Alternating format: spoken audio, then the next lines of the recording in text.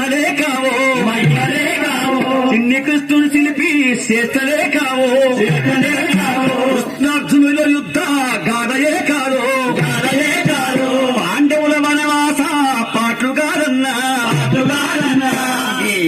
ఇదేంటి మనం చెప్పేది వీరతలగాన పోరాట కథ చెప్తారన్నో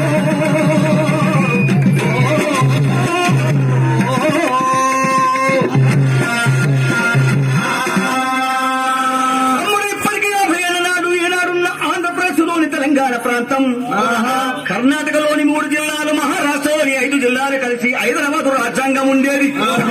కానీ నైజాం రాజు ఉస్మాన్ అలీ ఖాన్ పరిపాలిస్తుండేవారు.